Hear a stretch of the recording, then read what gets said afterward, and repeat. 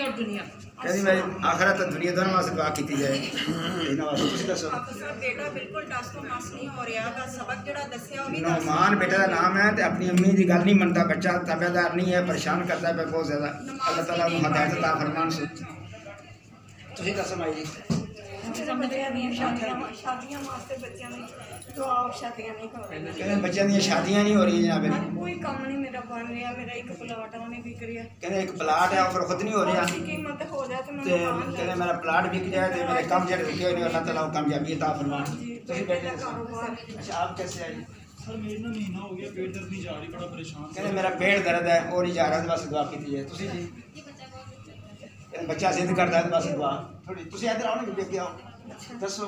अखे मैं दो दफा ऑपरेशन कराया नजर कोई नहीं होई, शीश पानी वाला बच्चे दा सामान छोटे बच्चे दा नाम रखना सब बच्चा ने रशीद सुभानी बाप का नाम है, नाल बेटे का नाम रखना चाहते हैं। बेटे का नाम जनाब जो जनाब फरमाओ फिर नाम रखा जाए। कहते हैं अली रख लिया बच्चे का नाम अली सुभानी, ठीक है रख लो इसको। तुसीं थोड़े अच्छे हो एमआई अच्छा क्या हो तुसीं गल करो अपनी। हाँ अच्छा अच्छा गल करो बोलो ना। बीमार रहती हैं हस्बैंड काम नहीं मेरा कोई कामयाबी नहीं होती, मेरे वास्ते दुआ करें, बच्चों वास्ते दुआ करें, हर काम की कामयाबी करें आमीन। और मेरे बच्चों वास्ते दुआ करें। मेरा ठीक है मैं काम दसो किस काम है काम दसो ना। के मेरे तमाम काम बाहर रहती हैं। इन बच्चों की पढ़ाई वास्ते जनाब अजमल सुमानी अकमल सुमानी तो निगाह करम जनाब सारे वास्ते जितनी है सब की हाजरी कबूल हो तो सब मेहरबानी हो जाए। आमीन अल्लाहुम्मा रब्बना आमीन आमीन आमीन अल्लाहुम्मा या शाइखल आदेश।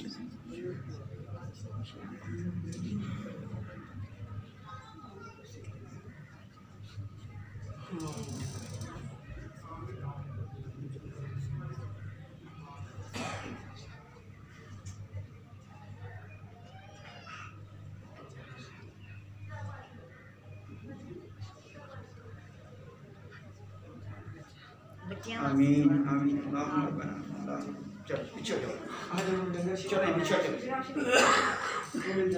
और मिल जाओ ऐसे तो कर लेना ये दुआ हो गई ना बस दुआ हो गई हो तो चले ना साइड पे चलो तशरीफ खाओ तो तभी जाके जाना और फिर ना ले जाता ले दे मुलाकात वाला तो बंदा दे बैठ तो सारे इकट्ठे करो ना और भी है पीछे बिठा दो 5-4 और भी है नहीं उसे बैठ और पहले इकट्ठे करो से दुआ पढ़ाई वास्ते इधर अभी आप तो सामने केड़ी क्लास पढ़ते हैं जनाब ने अमीना फातिमा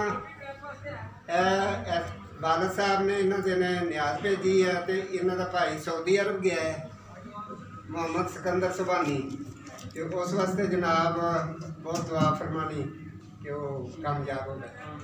दूसरे बच्चे आए उनकी पढ़ाई वास्ते दुआ करनी है तुसीं दसो जी बैठ वास्ते इकट्ठे किया जाता है बैठ जाए 5 मिनट इन्हां वास्ते दुआ जरा बच्चों वास्ते की जाए। इन्हां दे बीमार है या लत्ता तो विक रहा है ते ਇਹਦੇ ਵਾਸਤੇ कहते बीमार रहने लत्तां दर्द करदियां हां ने लत्ता बहुत दर्द करदी बैठा नहीं जाता निगाह करम जनाब इन्हां वास्ते चो दुआ करो आमीन।